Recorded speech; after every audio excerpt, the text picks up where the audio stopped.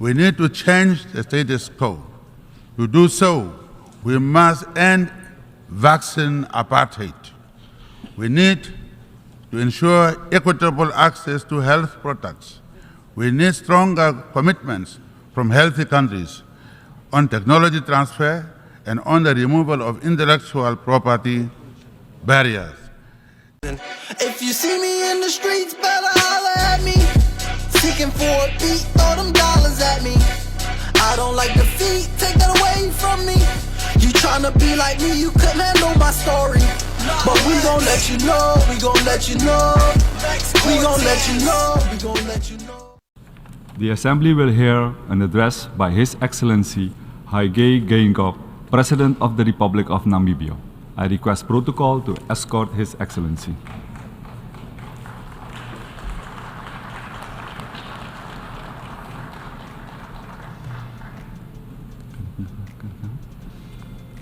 On behalf of the General Assembly, I have the honor to welcome His Excellency Hage Geingob, President of the Republic of Namibia, and to invite him to address the Assembly.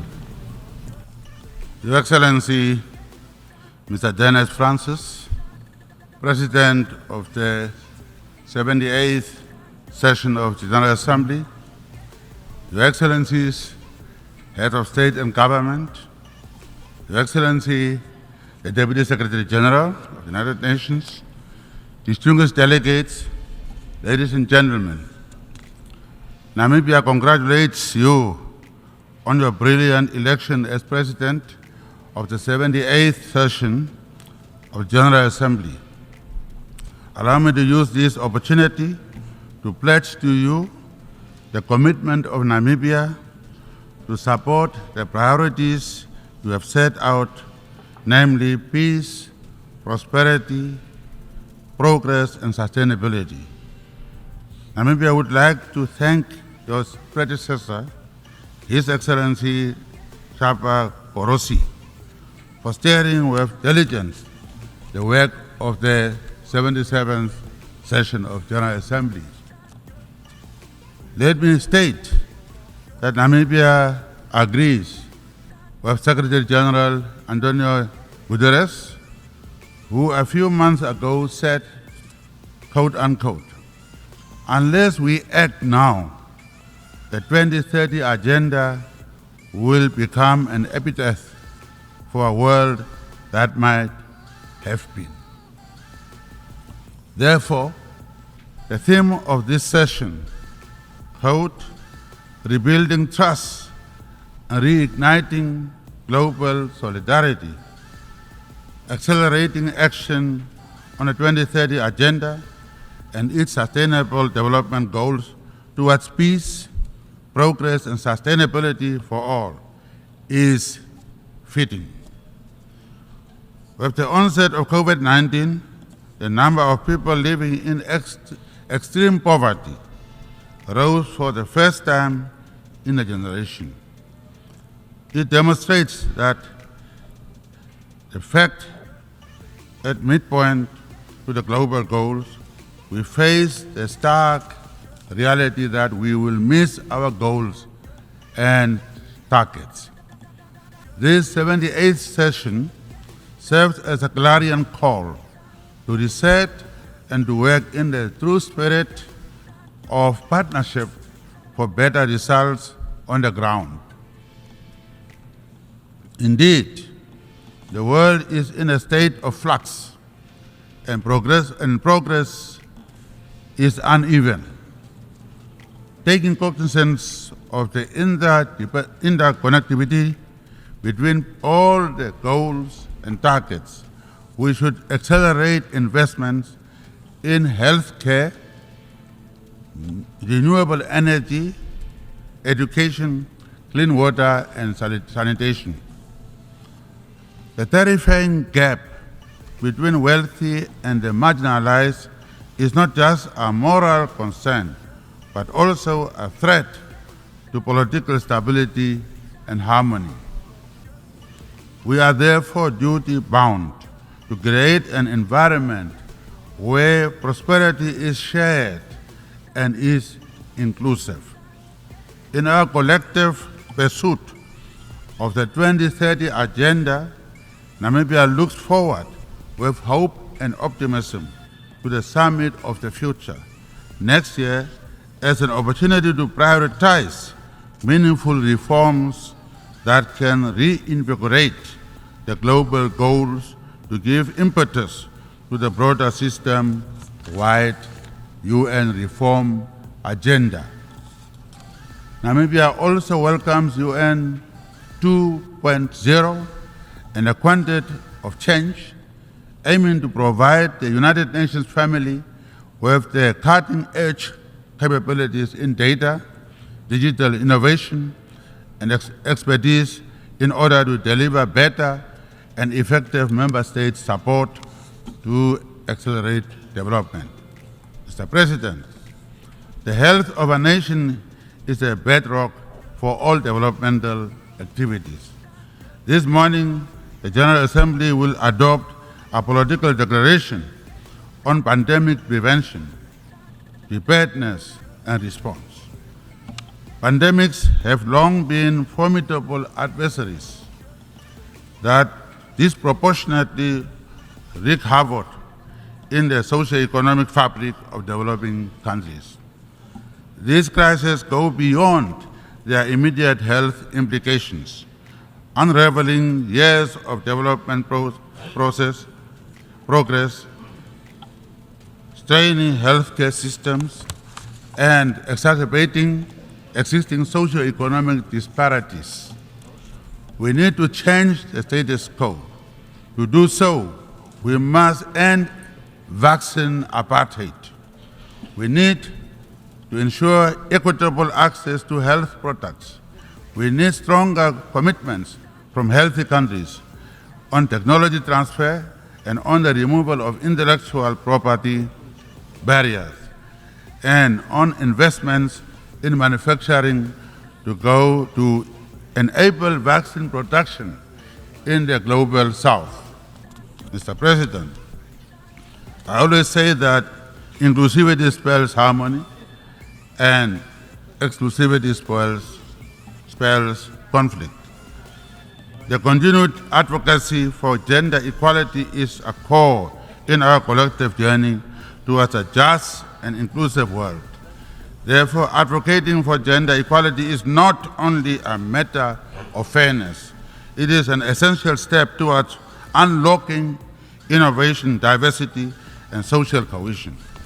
We are indeed proud to be ranked by the World Economic Forum Global Gender Gap Report of 2023 as number eighth country in the world for the efforts to close the gender gap. In addition to having 44% female representation in Parliament, we have women in the positions of Prime Minister, Deputy Prime Minister, and current Deputy Prime Minister has been selected by the ruling party to be the candidate. And very soon after I leave, in a year's time, she may be the one to come and stand here, who is here with us. And 2/3 of our key banking institutions are headed by women. In the same vein, we believe in promoting inclusive and effective governance that ensures that the youth are integrated into decision-making structures to play their part in the future they have helped to shape. Mr. President, rapid advances in technology, quantum computing, and artificial intelligence are transforming the global landscape, offering unprecedented challenges and opportunities for growth and development. Therefore, developing countries should not be left behind in this digital revolution. Access to technology can bridge gaps in education, healthcare, and economic development, propelling nations towards progress. We must navigate technological challenges and harness opportunities by fostering an environment that is conducive to technology transfer, technology adoption, skills development, and collaboration. As we march towards COP28, for the final global stocktake, we are acutely aware that the energy transition is not only a necessity for the combating climate change, but also an opportunity for economic development. Consistent with their pledges made at the Paris Climate Summit in 2015, developed nations must provide financial and technological support to enable developing countries to shift to cleaner energy sources without hampering development. 3 years ago, during the 78th General Assembly, Namibia boldly announced its intention to change its economic structure by leveraging innovative financial tools to mobilize sustainable climate financing to combat climate change. 1 year later in Glasgow, Scotland, on the margins of COP26, we announced the development of large-scale green hydrogen projects that will provide the world with the clean molecules needed to decarbonize hard-to-abate sections. Today, we have more than 5 such projects under development, looking to deploy more than $20 billion in order to develop our world-class renewable energy potential to give our future generations a fighting chance against warming climate. Mr. President, developing a new synthetic fuels industry in Namibia is not just an opportunity to fight climate change, but indeed offers an unparalleled opportunity for green industrialization. Namibia has now attracted new industries that are looking to make use of the cheap, clean electricity and molecules that shall be produced in Namibia. One such pioneering example is the Oshivala project by Hage Iron, which plans to use Namibian-produced green hydrogen to deliver the first industrial production of iron at net zero emissions. During the first phase of the project in 2024, an annual output of 15,000 tons of direct reduced iron is planned. Oshivala will be one of the biggest primary production sites of green iron worldwide and is expected to sequestrate 27,000 tons of carbon dioxide emissions per year, equivalent to 50% of the carbon dioxide emissions of Namibia's entire power industry today. In order to transport the clean molecules to their final destination, shipping, which is yet another hard-to-abate sector, will also need to deploy innovative solutions. This is why Namibia is now developing green shipping corridors with Max McKinney Moller Center for Zero Carbon Shipping as we look to map and fund the development of carbon-neutral maritime value chains from production, transportation, storage, and consumption of clean fuels and carbon-free products made in Namibia and traded with the world. We are working with Campaign Maritime Belge, a shipping company from Belgium, with plans to build a clean ammonia bunkering facility in Walvis Bay at a cost of more than €2.2 billion in partnership with Namibia's own Oldhaven lease company. On the 28th of September 23, this partnership named Plenary is expected to reveal plans to construct their first Namibian green hydrogen multimodal service station. I always say that you do not make peace with your friends. You make peace with your enemies. Punitive measures imposed for over half a century on the Republic of Cuba have brought untold hardships that have disenfranchised the Cuban people.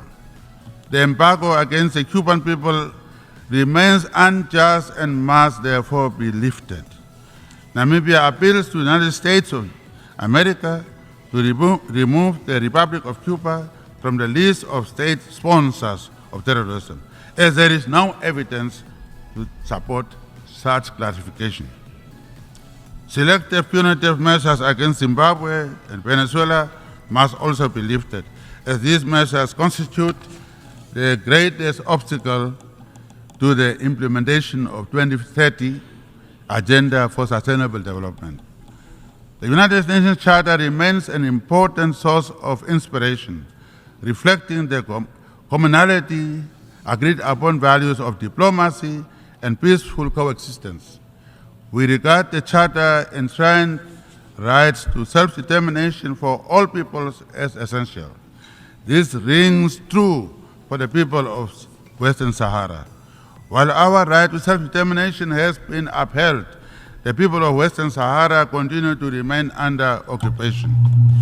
We recall how Morocco supported our right to self-determination, and now we call on them to do the same for the people of Western Sahara. Similarly, the people of Palestine yearn to transition from the inhuman conditions of oppressive rule. Namibia is therefore pleased with the decision of the General Assembly to submit to the International Court of Justice a request for an advisory opinion on legal consequences arising from the ongoing violation by Israel of the right of the Palestinian people to self-determination. Mr. President, the challenges we face today are not insurmountable. By holding hands and by renewing our commitment to multilateralism, we can reverse the worst effects of the unprecedented global challenges of global warming, global inequality, pandemics, and conflicts. By holding hands, we have it within us to act now and to build the world we want. In that world, no one should feel left out. I thank you. On behalf of the Assembly, I wish to thank the President of the Republic of Namibia for the statement made, and I request protocol to escort His Excellency.